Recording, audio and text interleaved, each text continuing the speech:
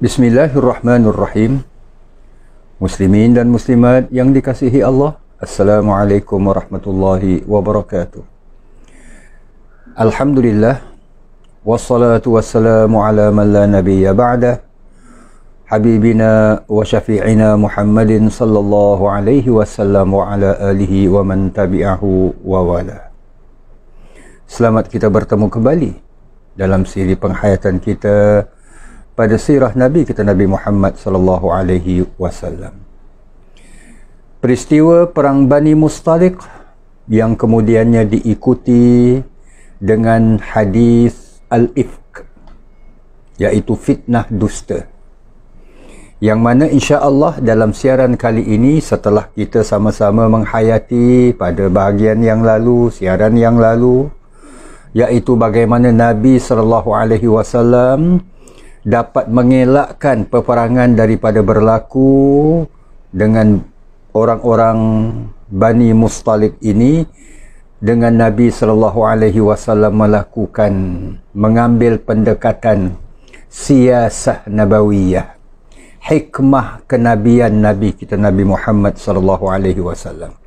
Apabila baginda sallallahu alaihi wasallam mengahwini anak kepada pemimpin orang-orang Bani Mustaliq ini, iaitu Al-Haris, iaitu apabila baginda sallallahu alaihi wasallam mengahwini dengan Ummul Mukminin Juwairiyah binti Al-Haris. Maka dengan perkahwinan ini terelaklah peperangan daripada berlaku yang kemungkinan boleh mengakibatkan kepada pertumpahan darah yang begitu banyak. Jadi muslimin dan muslimat yang dirahmati Allah, sebagaimana yang kita maklumi bersama, sekembalinya ataupun dalam perjalanan pulang dari Bani Mustaliq ini, perkampungan Bani Mustaliq ini, Nabi SAW berhasrat untuk bermalam di suatu kawasan yang lapang di daerah Al-Muraisi' dengan tujuan esok pagilah yang akan meneruskan perjalanan kembali semula ke Al-Madinah Al-Munawwarah. Tapi semasa di Al-Muraisi', sebagaimana yang kita maklumi dalam siaran yang lalu, iaitu di mana timbulnya pergeseran, bahkan digunakan oleh orang-orang munafik yang ikut sama dalam rombongan ini untuk mencetuskan perbalahan antara sahabat-sahabat Muhajirin dan sahabat-sahabat Ansar, iaitu dengan mereka mengeluarkan kata-kata yang cukup menghiris, kata-kata yang cukup menyinggung Nabi SAW, iaitu dengan mereka mengeluarkan kata-kata yang kemudian turut diabadikan Allah dalam Al-Quran, iaitu dengan mereka mengatakan, bila nanti sampai di Madinah, tahulah orang-orang yang mulia dari kalangan kita ini akan mengusir keluar dari Madinah orang-orang yang hina. Yang dimaksudkan orang-orang yang mulia adalah orang-orang Madinah, sahabat-sahabat Ansar akan mengusir keluar orang-orang yang hina, iaitu yang dimaksudkan adalah orang-orang Muhajirin. Jadi kata-kata ini muslimin dan muslimat yang dirahmati Allah, sebagaimana yang kita maklumi, begitu menghiris perasaan Nabi SAW, maka baginda SAW bersama dengan para sahabat tidak jadi bermalam di sana. InsyaAllah kita sambung bahagian yang kedua dari peristiwa perang Bani Mustaliq, iaitu dengan terkait dengan isu hadisul ifk ataupun fitnah dusta. Rasulullah sallallahu alaihi wasallam apabila mengarahkan para sahabat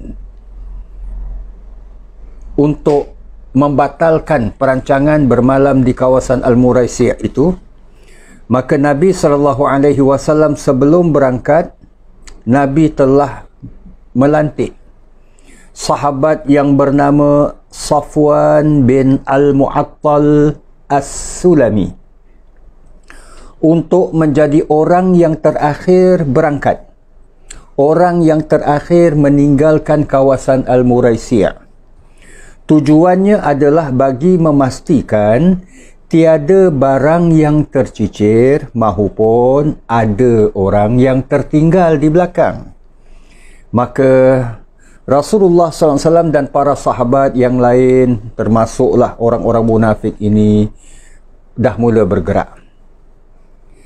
Muslimin dan muslimat yang dirahmati Allah, Safwan bin Al-Mu'attal As-Sulami ini adalah seorang sahabat yang soleh, orang yang wara', orang yang suka menghabiskan waktunya di masjid, beribadah, membaca Al-Quran, solat dan sebagainya. Termasuk hari-harinya kebanyakannya ia berpuasa. Sahabat ini dipilih oleh Nabi untuk menjalankan tugas yang disebutkan tadi. Maka beliau pun mulalah pergi ke suatu tempat, ke satu tempat bagi memastikan kalau ada di sana barang-barang yang tercicir, beliau akan pungut dan beliau akan bawa. Ataupun mungkin ada orang yang tertinggal untuk beliau bawa bersama dengannya kembali ke Al-Madinah Al-Munawwarah. Muslimin dan muslimat yang dirahmati Allah, nak menjadi sebab, kata orang, bersama-sama dengan rombongan Nabi ini, iaitu yang berangkat ke Bani Mustalik, adalah isteri baginda Ummul Mukminin Aisyah radhiyallahu anha.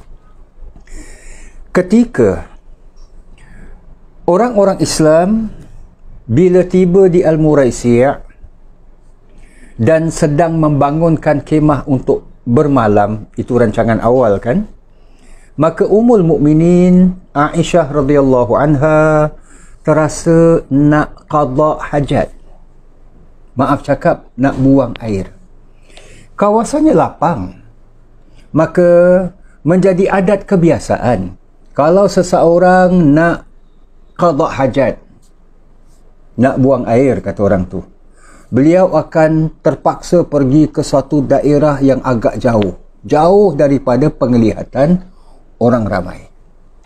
Muslimin dan muslimat yang dirahmati Allah, alhamdulillah Ummul Mukminin Aisyah radhiyallahu anha dapat menunaikan hajat beliau.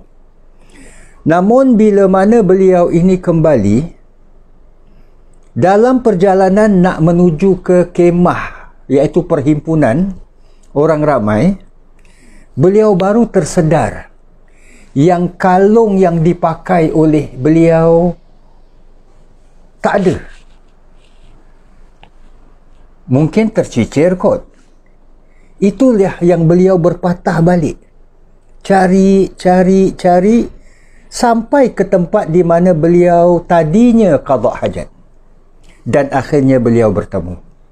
Ini menunjukkan bahawa beliau ini dah sebahagian ataupun separuh jalan nak menuju ke kemah, kemudian berpatah balik, bermakna beliau mengambil masa.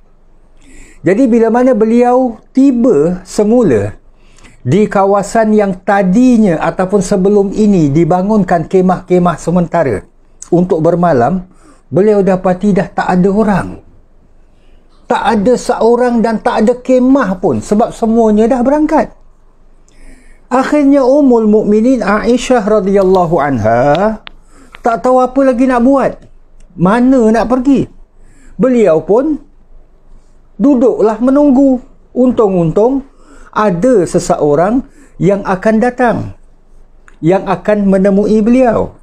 Dan memang lumrahnya Nabi SAW akan menugaskan orang seumpama Safwan ini, iaitu untuk memastikan jangan ada barang yang tercecer ataupun orang yang tertinggal. Maka Ummul Mukminin pun duduklah di tempat yang asalnya tadi orang mendirikan kemah, iaitu berhampiran dengan kemah sementara yang awalnya dibangunkan untuk Rasulullah sallallahu alaihi wasallam. Lalu Safwan yang daripada satu tempat ke satu tempat, tiba-tiba beliau mendapati ada di sana sesosok tubuh. Dan kelihatannya seorang wanita pula.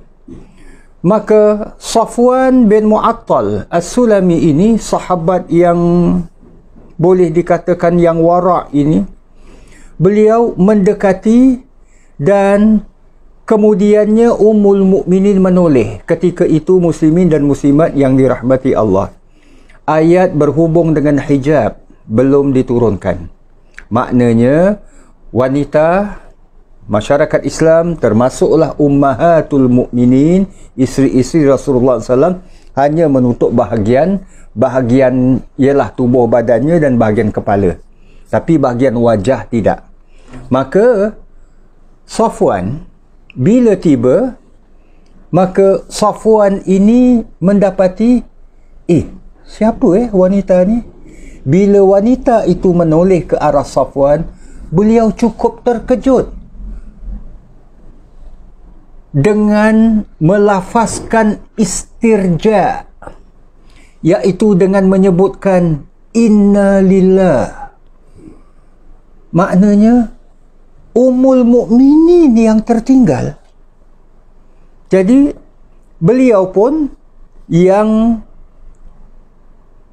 sedang menarik tali unta ini, beliau meminta daripada untanya untuk duduk bersimpuh maknanya, dan mempersilakan Ummul Mukminin naik unta tu. Unta cuma seekor je. Maka apa yang beliau buat, tanpa berkata sepatah perkataan pun, beliau persilakan, iaitu hanya sekadar persilakan Ummul Mukminin untuk naik ke atas unta, dan beliau ini berada di depan unta ni, tarik tali unta. Dan dalam perjalanan, tanpa sepatah kata pun, tanpa nak berborak pun, tanpa nak berbual apa pun, beliau di depan, Ummul Mukminin Aisyah radhiyallahu anha berada di atas unta dari belakang. Di belakanglah tali unta tu terus dipegang oleh Safwan. Muslimin dan muslimat yang dirahmati Allah, kaum muslimin termasuk Rasulullah sallallahu alaihi wasallam dah tiba lebih awal di Al-Madinah, dah berangkat dulu kan. Termasuk yang dah sampai ni orang-orang munafik yang tadi kita sebutkan ikut serta dalam rombongan ini. Muslimin dan muslimat yang dirahmati Allah, apabila memasuki Madinah, hari dah mula siang. Maksudnya dah mula cerah, dah boleh nampak siapa yang datang, apa yang berlaku, siapa yang berjalan dan sebagainya, dah boleh dikenali. Hari dah siang, orang dah nampak. Kebetulan muslimin dan muslimat yang dirahmati Allah, antara orang-orang pertama yang melihat Safwan dengan memegang tali unta, menarik unta tu jalan masuk ke Madinah, sedangkan Ummul Mukminin Aisyah radhiyallahu anha berada di atas unta, orang yang pertama sekali melihat adalah kaum munafikin, orang-orang munafik. Maka itulah orang-orang munafik bila melihat ini, Ummul Mukminin Aisyah berdua-duaan bersama dengan seorang lelaki, Safwan ini, maka mereka mulalah menyebarkan berita palsu, menyebarkan fitnah. Itu yang dimaksudkan hadisul ifk, fitnah dusta yang mereka sebarkan. Muslimin dan muslimat yang dirahmati Allah, kadang-kadang dalam bentuk nak menyampaikan, kita bertanya, umpamanya lah, engkau dengar tak cerita ni? Engkau tahu tak perkara ni? Kita tanya. Tapi mungkin orang yang ditanyai tak tahu, belum mendengar. Lalu daripada tak tahu jadi tahu, daripada belum mendengar jadi mendengar. Maka begitulah mereka menyebarkan. Akhirnya muslimin dan muslimat yang dirahmati Allah, tersebarlah hadis ifk, fitnah dusta ini. Tersebar di kalangan masyarakat Madinah. Bermakna ia disebarkan oleh orang-orang munafik. Dan mereka berani bersumpah dengan mengatakan, demi Allah, kami menyaksikan dengan mata kepala yang Safwan ini bersama-sama dengan Ummul Mukminin, hanya 2 orang aja masuk ke Madinah. Semalaman mereka tak bersama-sama dengan kita. Apa yang mereka buat? Dan sebagainya. So, muslimin dan muslimat yang dirahmati Allah, berita ini sampai akhirnya kepada Nabi SAW. Nabi sendiri tak dapat nak mengeluarkan apa-apa ulasan, tak dapat nak kata apa pun.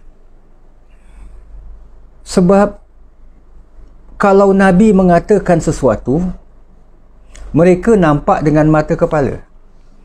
Di mana sudut Nabi harus pertahankan isteri baginda. Sebab mereka nampak. Dan orang-orang munafik ni sampai berani bersumpah, demi Allah. Jadi muslimin dan muslimat yang dirahmati Allah, wahyu daripada Allah pun tidak turun. Malaikat Jibril tidak datang mengkhabarkan kepada Nabi berhubung dengan berita liar ini yang disebarkan ini. Dan ia memakan masa hampir sebulan. So, satu jangka masa, kalaulah untuk fitnah yang berlaku tersebar, yang diviralkan dalam masyarakat, wah, maknanya hampir setiap orang tahu. Dan ini muslimin dan muslimat yang dirahmati Allah, menguji keimanan orang-orang muslimin. Ummul Mukminin Aisyah radhiyallahu anha pada awalnya memang tak tahu berita ini tersebar, tapi bila mana dah tersebar, bila mana telah diperkatakan orang, Ummul Mukminin Aisyah radhiyallahu anha bila dapat tahu, beliau menangis.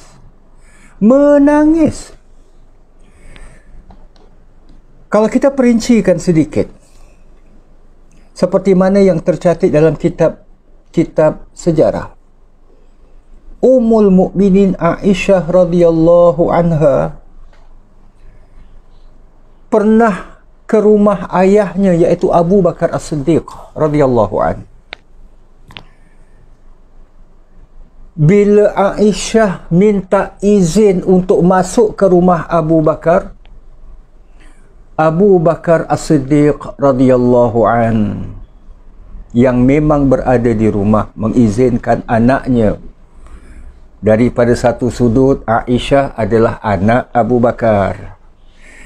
Daripada satu sudut pula, beliau ini adalah Ummul Mukminin, sebab isteri Nabi.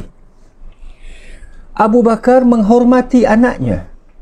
Tapi muslimin dan muslimat yang dirahmati Allah, sambil nangis-nangis, Aisyah merayu kepada ayahnya untuk meyakini kejujurannya. Berita yang didengari ini, yang tersebar ini, hanyalah satu fitnah semata-mata. Muslimin dan muslimat yang dirahmati Allah, Abu Bakar sampai memalingkan wajahnya daripada memandang Aisyah. Muslimin dan muslimat yang dirahmati Allah, usah kita fahami dan usah kita melihatnya daripada angle, daripada sudut negatif. Abu Bakar sampai benci kepada Aisyah. Sebab itu berpaling, tak nak tengok wajah anaknya ini yang menangis-nangis ini. Kita sedia maklum perwatakan Abu Bakar As-Siddiq radhiyallahu anhu di masa Nabi SAW sedang sakit. Ini kemudiannya lah, Nabi meminta daripada Aisyah untuk khabarkan agar Abu Bakar ini menjadi imam, memimpin solat, menggantikan Nabi ketika Nabi sedang sakit. Apa kata Aisyah? Ya Rasulullah, inna Abu Bakar rajulun raqiqul qalb. Wahai Rasulullah, Abu Bakar ini orangnya raqiqul qalb, yang boleh kita istilahkan sebagai seorang yang penyedih. Sesuatu perkara itu amat, bila mana amat tersentuh, beliau akan boleh menangis. Jadi Abu Bakar As-Siddiq memalingkan wajahnya, tak nak menoleh, tak nak melihat Aisyah, bukan kerana bencinya, bukan kerana marahnya, tapi kerana ia tak sampai hati melihat anaknya menangis. Baiklah, Aisyah dah tak boleh apa lagi nak cakap, nak minta Abu Bakar percaya kejujurannya. Ia datang menemui Rasulullah SAW, suaminya sendiri, dengan mengharap supaya Nabi SAW dapat menyelesaikan isu ini, bahawa beliau ini telah difitnah.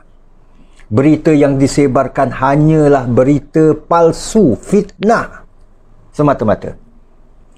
Rasulullah SAW hanya mengatakan, bersabarlah wahai Aisyah,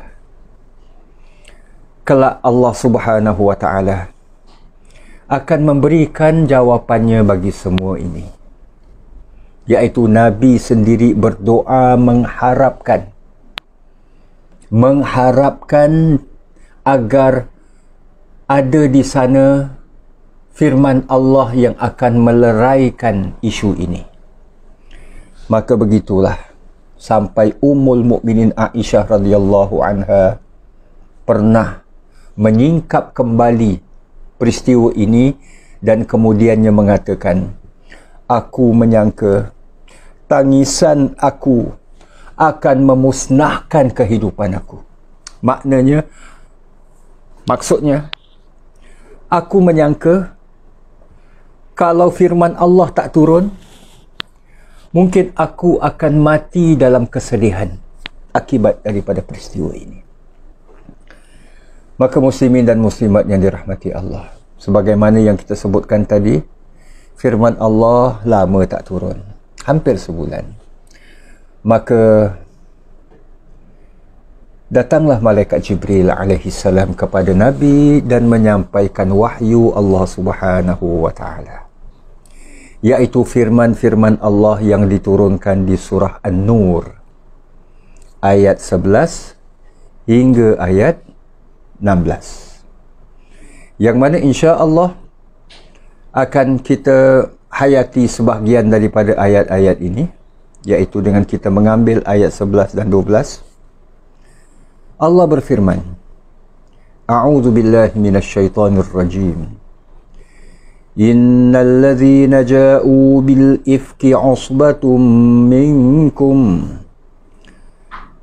Sesungguhnya orang-orang yang membawa berita yang amat dusta. Ja'u bil ifk, berita yang amat dusta ini, 'usbatum minkum, ialah segolongan dari kalangan kamu, iaitu orang-orang munafik, bermula daripada mereka. Tapi bila mana mereka ini menyebarkan kepada sebahagian sahabat ada yang nak tahu dan sebagainya, maka tanpa disedari mereka telah turut sama menyebarkan. La tahsabuhu syarral lakum. Jangan kamu menyangka berita yang dusta ini buruk bagi kamu. Bal huwa khairul lakum. Bahkan berita ini, peristiwa ini, kejadian ini, fitnah ini, ia baik bagi kamu. Likulli imri'in minhum maktasaba minal ism. Tiap-tiap orang di antara mereka, kata Allah, akan beroleh hukuman sepadan dengan kesalahan yang dilakukannya. Wallazi tawalla kibrahu minhum lahu azabun azim. Dan orang yang mengambil bahagian besar dalam menyiarkannya di antara mereka, yang dimaksudkan adalah orang-orang munafik ini, akan beroleh siksa yang amat besar, baik di dunia maupun di akhirat. So ini ayat 11. So turun firman Allah ini. Dan Allah dalam firman-Nya ayat 11 surah An-Nur ini, Allah menyatakan, jangan kamu menyangka peristiwa ini tak baik buat kamu, bahkan ia baik. Namun Allah berikan panduan. Inilah ukhuwah, persaudaraan. Panduan Al-Quran. Laula idh sami'tumuhu dhannal mu'minuna wal mu'minatu bi anfusihim khaira. Sepatutnya, kata Allah, semasa kamu mendengar tuduhan ini, berita yang disebarkan ini, hendaklah orang-orang yang beriman, sama ada lelaki maupun perempuan, menaruh berbaik sangka kepada diri orang mereka sendiri, iaitu bila mana datang berita berkaitan dengan isteri Rasulullah ini, sepatutnya mereka bersangka baik. Mereka tidak menyangka yang bukan-bukan, melemparkan tuduhan sehingga terkesan jiwa Ummul Mukminin Aisyah. Safwan sendiri boleh dikatakan ia terus beribadah terus-terusan di Masjid Nabi SAW. Jadi Allah berikan panduan. Kalaulah waktu awal-awal dulu bila mana berita ini disebarkan, kamu mendengarnya, kamu menerimanya, maka hendaklah kamu bersangka baik terhadap sesama anggota masyarakat kamu yang beriman ini. Wa qalu hadza ifkum mubin. Dan berkata, ini adalah tuduhan dusta yang nyata. Nah, ini panduan Allah Subhanahu wa taala. Malaikat Jibril bacakan kepada Nabi. Nabi SAW kemudiannya naik ke atas mimbar. Nabi membacakan firman Allah ini. Maka selesai daripada membacanya, orang-orang beriman ini beristighfar. Mereka sedar yang mereka ini telah bersangka tak baik terhadap Ummul Mukminin Aisyah radhiyallahu anha. Mereka telah bersangka tak baik terhadap saudara sesama Islam mereka, Safwan bin Al-Mu'attal As-Sulami ini. Dan Nabi kemudiannya menyampaikan kepada Ummul Mukminin Aisyah radhiyallahu anha. Ummul Mukminin Aisyah radhiyallahu anha bila mana mendengar ayat ini dibacakan oleh Nabi kepada beliau, beliau bersyukur kepada Allah Subhanahu wa taala. Sekali lagi beliau menitiskan air mata. Beliau menangis. Menangis kerana kesyukuran. Tak kurang ayahnya Abu Bakar As-Siddiq radhiyallahu anhu, bila mana mendengar ayat ini dibacakan oleh Nabi sallallahu alaihi wasallam.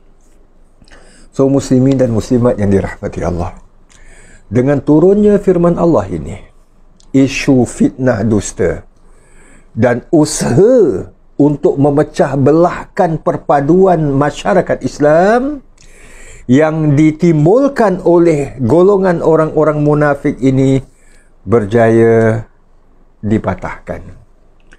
So, di balik peristiwa ini terkandung satu pedoman dan panduan bahawa perpaduan umat Islam perlu dijaga. Sebarang berita dusta, lebih-lebih lagi sesuatu yang tak dapat disahkan kebenarannya, walaupun orang-orang munafik ini sampai mengatakan demi Allah, tapi orang-orang seperti ini telah pun sering buat pengakuan demi Allah. Jadi seharusnya bagi masyarakat bersangka baiklah terhadap sesama orang-orang yang beriman. So, menjaga ukhuwah adalah merupakan satu keutamaan yang difardukan oleh Allah Subhanahu wa ta'ala.